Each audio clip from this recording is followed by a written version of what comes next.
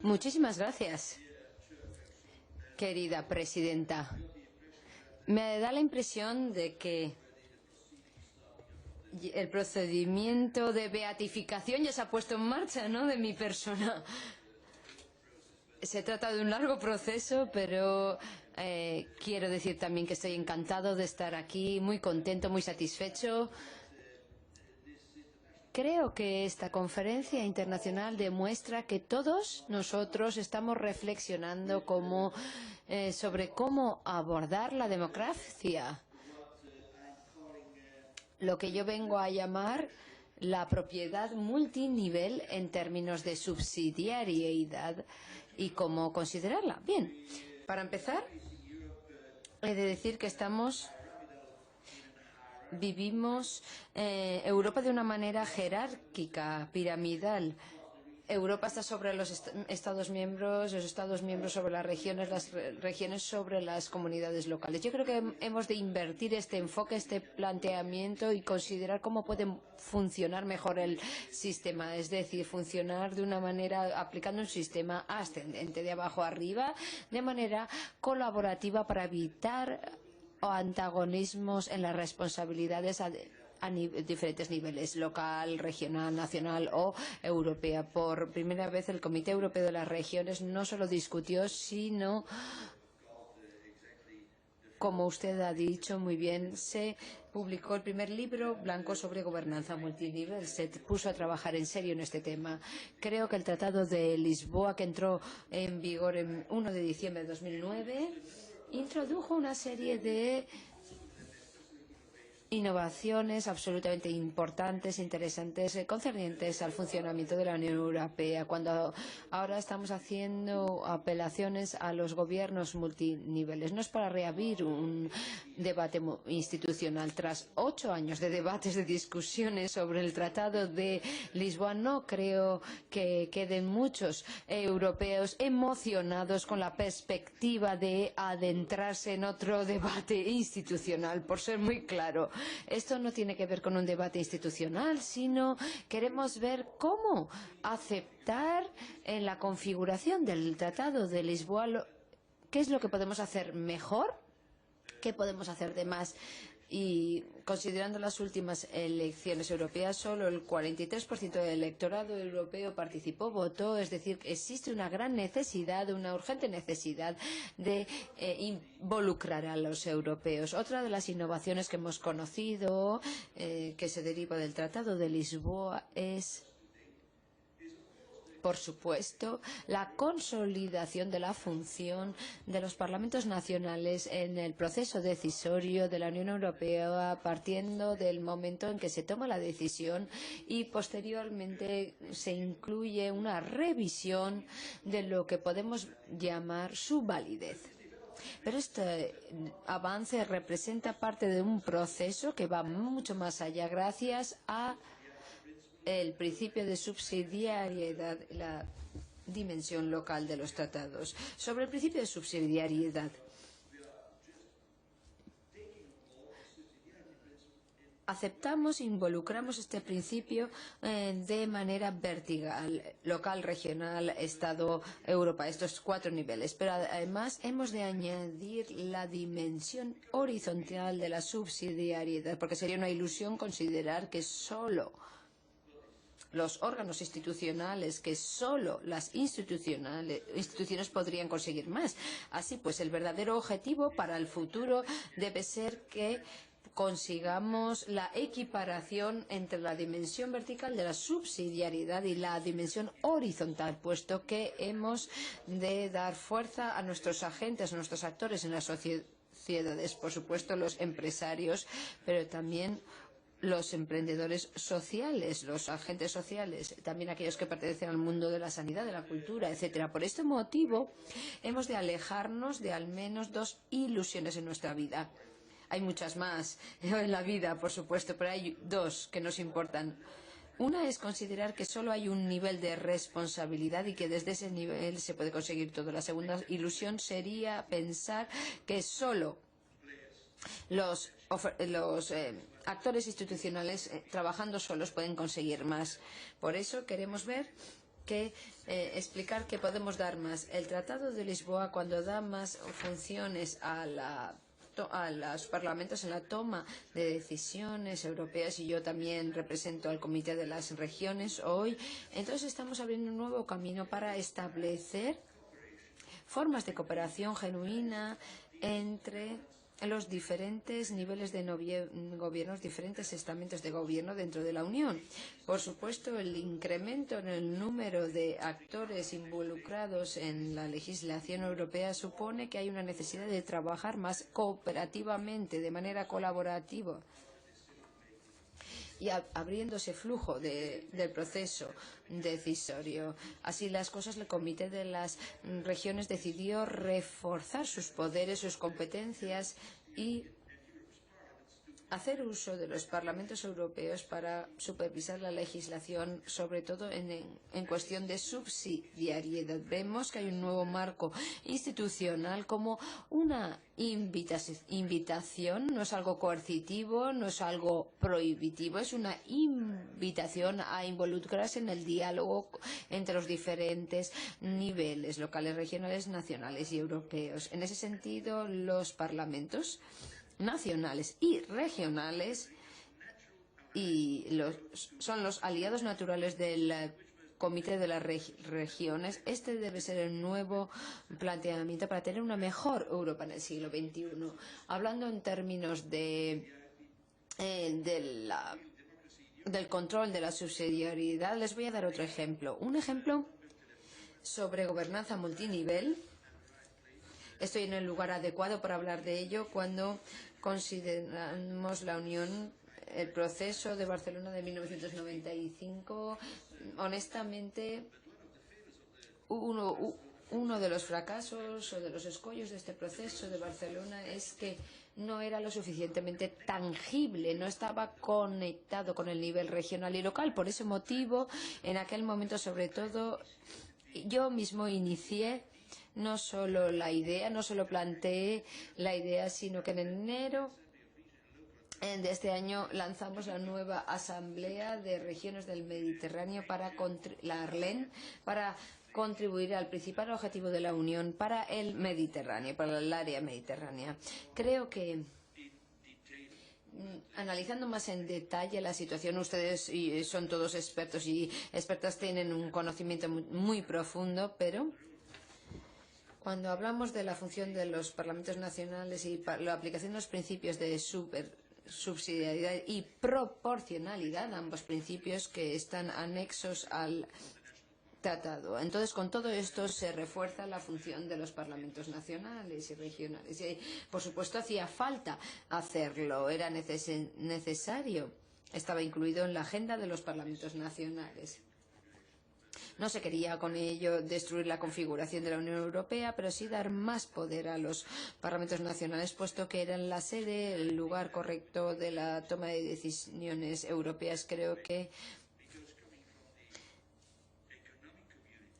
viniendo de la Unión Europea o la Comunión Europea y nos dirigimos ahora hacia una unión política, creo que hay que compartir no solo los valores comunes, sino que hemos de colaborar, trabajar juntos. Ahora vamos a pedir a la Comisión que enmiende todos los proyectos de legislación de leyes que no cumplan el principio de subsidiariedad. Como ustedes tenemos un sistema de pronto aviso, de alerta temprana. Esperemos que se haga de otra manera, que se activará en un periodo de 8 semanas, en breve. Ya saben que en política 8 semanas es mucho, pero en términos de evaluación 8 semanas es un plazo muy corto. Entonces, aquí es cuando la Comisión enviará esto. El artículo número 2 estipula que la Comisión debe consultar ampliamente antes de proponer actos legislativos o leyes.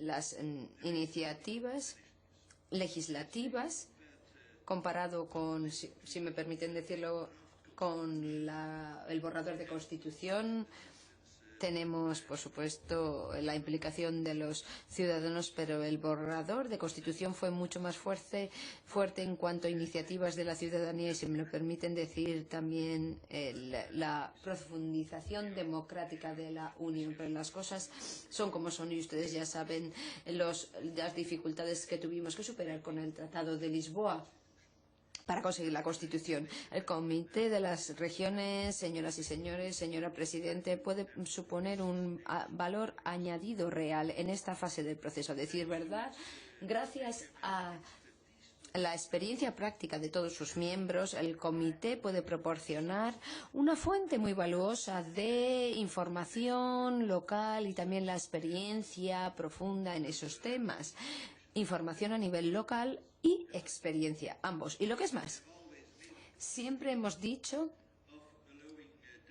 que hemos de permitir a los actores para que se les oiga, para que sus voces se oigan. Y este sería el primer paso natural y fundamental para la supervisión cotidiana de las instituciones europeas, la supervisión cotidiana de las instituciones. Bueno, he hablado de la subsidiariedad y aquí es donde comienza, pero también tenemos que ser un órgano consultivo, llevamos nuestros dictámenes al Parlamento y a la Comisión. Hay una paradoja: como Comité de las Regiones no tenemos ninguna necesidad de adaptar el Tratado de Lisboa. Antes de que haya una propuesta formal de la Comisión Europea, existe la obligación de dar una opinión, emitir un dictamen. La gran pregunta sería saber cuál es el resultado de ese consejo, de ese asesoramiento. Hay gente que habla del modelo chino en el que se hace un informe magnífico, pero nadie lo lee. Es decir, el objetivo es tener un impacto real, no hacer informes muy bonitos. Por eso antes empezamos hace un tiempo la evaluación de impacto. Esta es una parte importante también de esa profundización democrática. El artículo número 2 estipula también que cada Parlamento Nacional o cada Cámara del Parlamento Nacional tendrá que consultar, en caso necesario, a los parlamentos regionales. Esto es importante destacar que de los 27 Estados miembros de la Unión Europea tenemos 13 países donde hay una situación de bicameral, y de esos 13 parlamentos bicamerales hay una serie de 6-7 casos donde existe una relación directa con una o dos cámaras en las configuraciones regionales. Por cierto, cuando la Comunidad Europea se fundó, solo había un Estado federal, Alemania. Hoy en día tenemos 8 Estados federales y 8 con algunas características federativas. Permítame decirlo de esta manera, España tiene una situación singular. Tenemos el sistema más transparente, es el belga, como ustedes saben, por supuesto. Es algo evidente, pero tenemos que ver cómo hay una evolución en Europa con características iguales y distintas. Esta disposición intenta acercar la Unión Europea a los ciudadanos e involucrar todos los niveles de gobierno dentro de los Estados miembros, dentro de lo que es el proceso legislativo. El Comité de las Regiones considera que estas disposiciones son particularmente relevantes porque serán las asambleas legislativas europeas las que serán responsables de implantar la esencia de los textos. Como saben, hay un 60, un 70%, pero existe un vínculo directo entre la legislación europea y la implantación, la puesta en práctica de esa legislación. Y luego también hay un impacto directo del 65-70%, depende de un país a otro, pero incluso en países no federales, sino que en estados centralizados, como por ejemplo, con toda mi estima, con el Estado jacobino de Francia o de Países Bajos, tenemos que mirar también al norte, no solamente al lado, en Francia. Vemos que hay una evolución importante en este sentido. Y en 2005, en el periodo de reflexión sobre el futuro de la Unión Europea, el Comité de las Regiones emitió un dictamen sobre... Yo fui el relator de ese dictamen, tuve ese honor y pedimos que los parlamentos regionales, sobre todo, saben que tenemos 72, 73 regiones con poder legislativo en toda Europa, sobre todo aquellos parlamentos que tenían poder legislativo, tenían que estar más directamente ligados y tener un procedimiento más tangible dentro del proceso decisorio. El Comité de las Regiones mantiene esa posición hoy en día e insta a los parlamentos a involucrarse como homólogos lo antes posible en este proceso de pronto aviso de alerta temprana. Y esto no es una infracción de las responsabilidades o no es una injerencia en las responsabilidades de los parlamentos nacionales en absoluto. Esto simplemente supone pensar de manera contributiva, colaborativa en el proceso. Aún así, técnicamente, esta involucración no es necesariamente sencilla y, como dije antes, el plazo de 8 semanas es muy corto, sobre todo para instituciones en las que los recursos humanos pueden ser limitados en algunas ocasiones, en algunos de los problemas a los que nos enfrentamos. Austria, por ejemplo, consiguió un formato donde se da una distribución no de poderes, sino de ámbitos de interés. Una de las provincias austríacas se centra en cuestiones medioambientales, la otra se centra en la política de cohesión, de tal manera que haya una de las soluciones para superar la falta de recursos humanos de la que he hablado.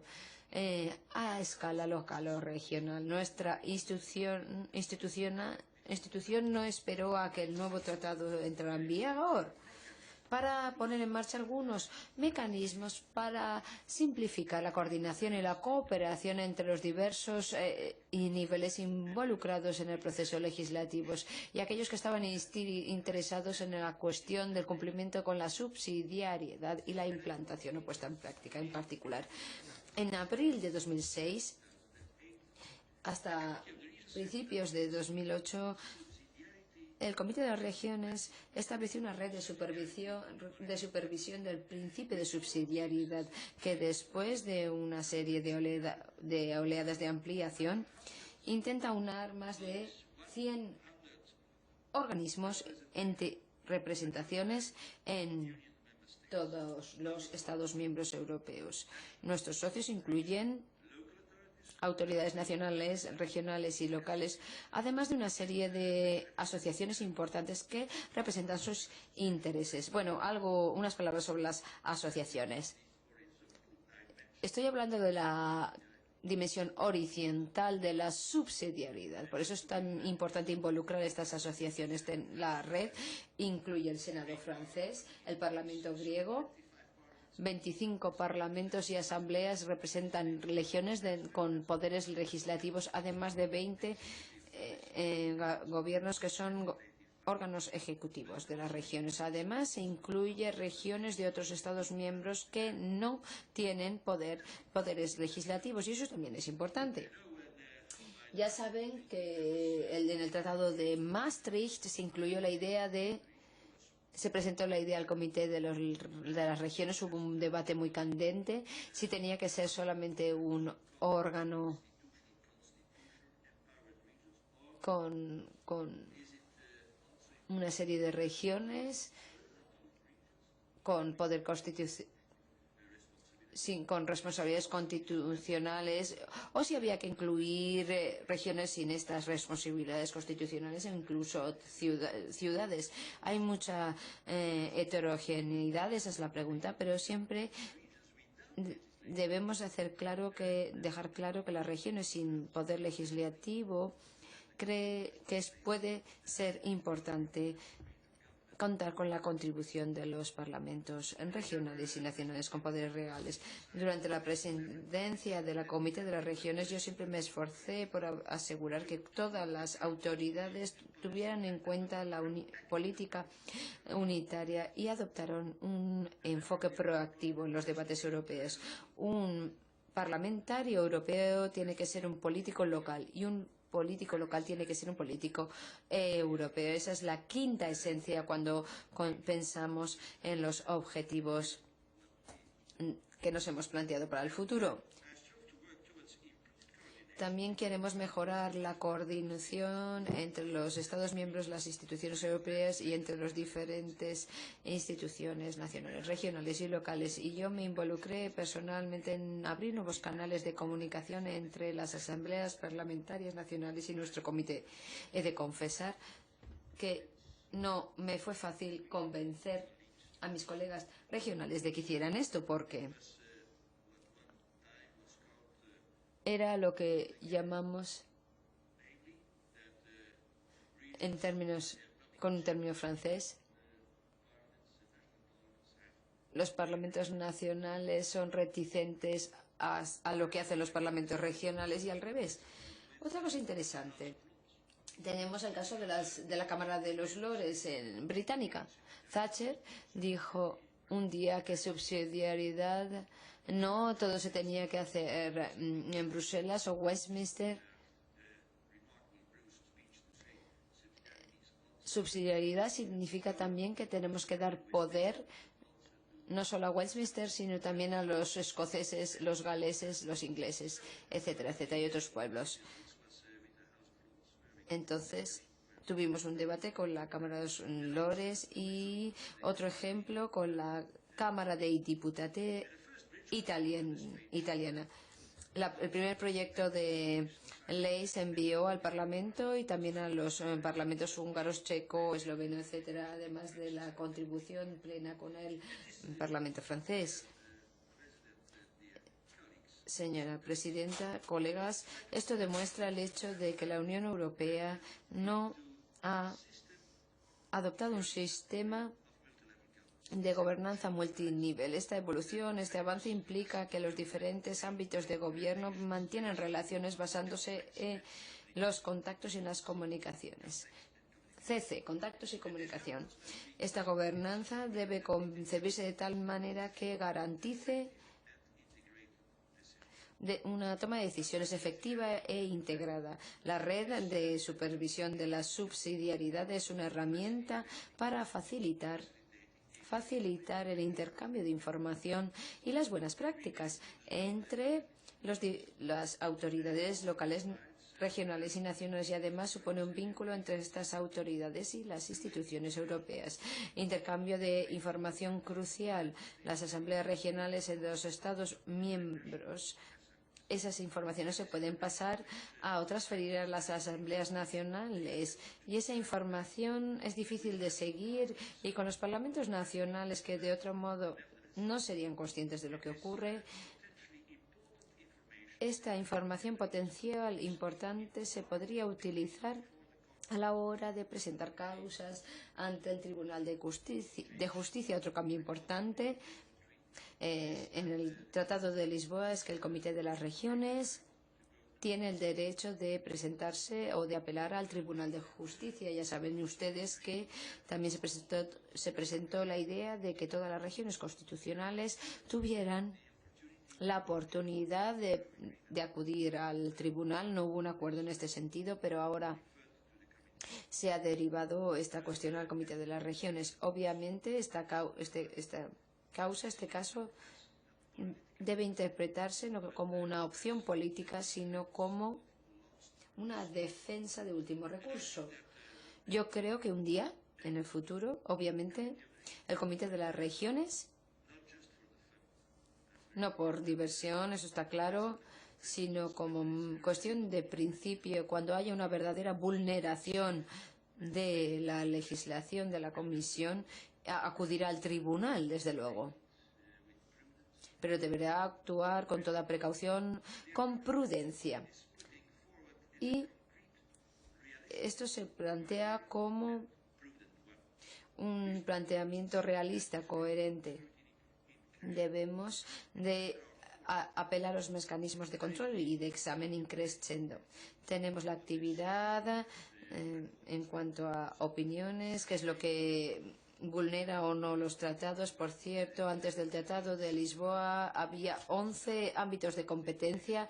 Existe la obligación de la Comisión de pedir la opinión del Comité de las Regiones. Ahora esto se ha aplicado a los temas de energía y cambio climático. Esto forma parte de las consultas en el marco del Tratado de Lisboa. El primer paso, la primera etapa sería dar o emitir una opinión o un dictamen. Y acordamos que ahora tendríamos la responsabilidad de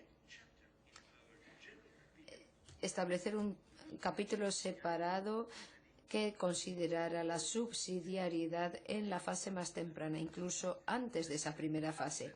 El segundo paso sería el establecimiento de redes de asambleas regionales europeas. Esta plataforma, si es necesario, se llamará la atención de las instituciones nacionales y, si fuera necesario, pues plantear una acción legal en Luxemburgo.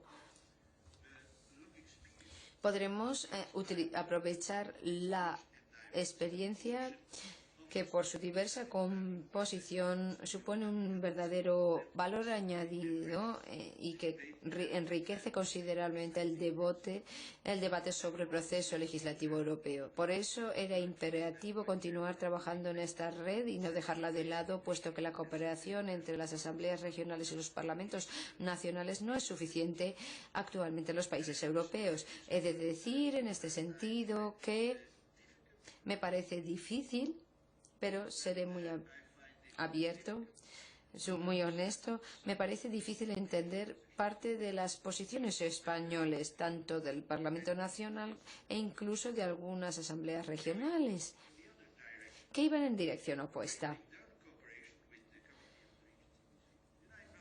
Yo no hablo para defender la institución balcanas, pero desde luego estoy en favor de que podría haber un acuerdo entre las entidades regionales, los estados federados y el nivel nacional. Creo que dejar de lado la experiencia práctica, los conocimientos, el intercambio de buenas prácticas, el valor de otras regiones sería un enfoque, un planteamiento, si me lo permiten, no sería, en mi opinión, el mejor enfoque en Europa. Y yo creo que eso es importante para los otros europeos, que las regiones europeas se impliquen totalmente en el futuro en esta red de supervisión de la subsidiariedad. La calidad de la experiencia de las regiones y la solidez de la arquitectura de esta red merecen especial mención. También voy a mencionar un muy buen ejemplo. Extremadura, la Asamblea de Extremadura y el Parlamento bávaro en Alemania son casos muy interesantes. El Bundestag también tomó un papel muy activo en esta red y hay intercambios regulares de información con otros parlamentos nacionales que no están presentes en la red, como he dicho antes, la Cámara de los Lores y otros. No obstante, la red es uno de los instrumentos, solo uno de los instrumentos que el Comité de las Regiones tiene para mejorar las relaciones entre los diversos actores, para que nuestro trabajo consultivo esté al alcance de todos, para así los parlamentos regionales y nacionales pueden intervenir con mucha más eficacia en todos los estadios de la toma de decisiones europea. Un análisis de diversas comunicaciones de la Comisión en libros blancos y verdes proporciona información valiosa, incluyendo cuestiones de subsidiariedad, empezando desde la fase prelegislativa. Estoy pensando en la involucración del comité en el análisis de impacto organizado por la Comisión antes de que lanzara sus iniciativas. Aquí hay un buen ejemplo, el libro verde sobre cohesión territorial, iniciado por Danuta Hübner, la anterior comisaria, y que ahora la ha retomado Johannes Hahn, el nuevo comisario. Es un muy buen ejemplo. Incluso antes de llegar a las propuestas formales ya se había producido una cooperación muy estrecha para ver cómo se podía pasar de la cohesión económica y social a la cohesión territorial. Tendríamos que tener claro la definición de cohesión territorial. Nadie la conoce, ni siquiera la Comisión actualmente. Intentamos proporcionar un contenido más filosófico. La idea de cohesión territorial, en mi opinión, es el otro lado de la moneda de uno de los puntos más esenciales en la unión política que queremos conseguir. Es decir, la libre circulación, libre movimiento, también comercio libre, por supuesto, pero también tenemos que ser libres para tener un intercambio sin programas Erasmus. Tenemos estudiantes en Lovaina, pertenezco con Salamanca y Montpellier, y de Montpellier con Cracovia. Existe este intercambio de estudiantes. Es decir, hay que tener libertad para ser libres, para movernos en el espacio europeo. El otro lado de la moneda sería que no sería aceptable que dijéramos a la gente en las regiones donde hay muchos hándicaps, muchas carencias debidas a la geografía, debido a que se encuentran en zonas fronterizas de la Unión. No estaría bien que no tuvieran el mismo acceso a la calidad de la unión que queremos conseguir. Por ese motivo, cuando tiene que haber libertad de circulación, también tiene que haber libertad de elegir dónde vivir, dónde trabajar, dónde establecernos. Y eso es una libertad del individuo. Esa es la esencia de la cohesión territorial, en mi opinión. Creo que hemos de reconsiderar qué es realmente el objetivo para nosotros. Otro ejemplo de gobernanza multinivel relacionada a su vez con la contribución de todos los niveles sería el maravilloso instrumento que supone el Grupo Europeo para la Cohesión Territorial, que por primera vez desde 2007, hace 2 años se pueden establecer acuerdos con nuevas regiones, pero lo que es realmente nuevo es que antes en el Interreg hablábamos de regiones fronterizas y ahora hay una nueva posibilidad de cooperaciones entre regiones que no son fronterizas, que no son limítrofes. Hay muchos ejemplos, por ejemplo, La Rioja, que tiene un acuerdo con una región en Polonia, Sajonia-Anhalt. También ha establecido un acuerdo con Murcia, y también sabemos que parte del norte de España también está colaborando con el sur de Francia. Tenemos reuniones muy interesantes. Un ejemplo es que hagan un hospital común para una zona que no tenía servicios sanitarios apropiados. Es decir, cosas muy tangibles, muy reales.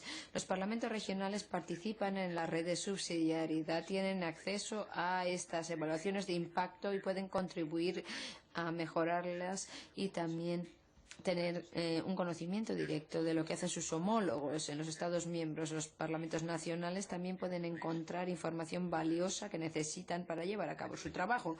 El Comité de las Regiones quiere alentar un desarrollo de estos vínculos con los parlamentos nacionales ante el interés compartido evidente que existe entre estas instituciones, que las une. Un objetivo sería hacer oír la voz de las autoridades nacionales y regionales. Nunca lo olvidemos, porque ellas son las que ponen en práctica el trabajo vital que supone la legislación europea. Pero Yo estoy contra el sistema de subcontratación, donde hay toma de decisiones en 2 kilómetros cuadrados en Bruselas, lo mismo en Estrasburgo, y los demás tienen que poner en práctica las decisiones que se toman allí. Debe haber un enfoque ascendente para incluir todas las experiencias prácticas. ¿Quiénes son los expertos? ¿Cómo podemos afrontar esta crisis? Sabemos que 1/3 de todo el gasto público se da a nivel regional en Europa. Sabemos que 2/3 de todas las inversiones se efectúan a escala regional en Europa. Sabemos que el 16% del PIB europeo se da a nivel europeo. También sabemos que la mitad de todas las personas que trabajan, los funcionarios que trabajan en instituciones regionales o locales. Yo creo que esto es la realidad.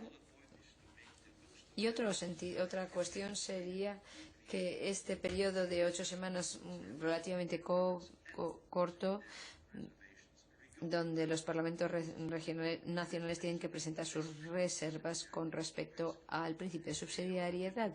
Para hacer esto es crucial, es esencial asegurarnos de que el conocimiento y la experiencia práctica disponible en toda la Unión se ponga a disposición de todos los interesados, para así comparar experiencias y mejores prácticas con el fin de racionalizar y aprovechar al máximo las aportaciones de todos. El Tratado de la Lisboa, en su preámbulo,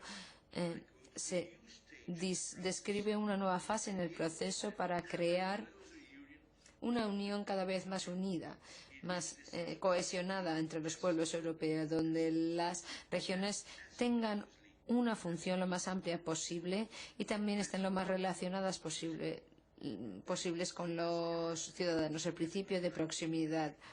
Esto nos lo recuerda cada día la crisis económica que nos ha afectado, nos lleva afectando ya más de 2 años. Esta es una oportunidad histórica para impulsar la gobernanza europea en cuestiones económicas, sociales y medioambientales. El imperativo es actuar con eficacia y en concierto, en consonancia con otros, compartiendo recursos valiosos, el recurso del trabajo que se lleva a cabo independientemente del país de origen o el nivel en el que se dé la autoridad. El Comité de las Regiones, señoras y señores, está determinado, está convencido de que debe continuar trabajando por mejorar las regiones entre los diferentes actores que participan en el proceso decisorio europeo, y para final de año vamos a celebrar una conferencia, un congreso sobre la implicación de los parlamentos regionales en la supervisión de la subsidiariedad. Les invito formalmente desde aquí para participar activamente en esta conferencia. No obstante, el éxito de estos esfuerzos depende y continuará dependiendo de el compromiso, de la implicación de todos y cada uno de nosotros. Por eso estoy aquí, para animarles, para alentarles a involucrarse cada vez más en este proceso, con el fin de derivar el máximo beneficio de las disposiciones del Tratado de Lisboa y establecer asimismo su posición como miembros de pleno derecho en los ámbitos de competencia europeos. Estimada Presidenta, señoras y señores, quería presentar estas reflexiones sobre el enfoque general de la multigobernanza y el lugar que debemos ocupar nosotros y las relaciones que tenemos que fomentar entre todos los niveles de gobierno. Muchas gracias por su atención.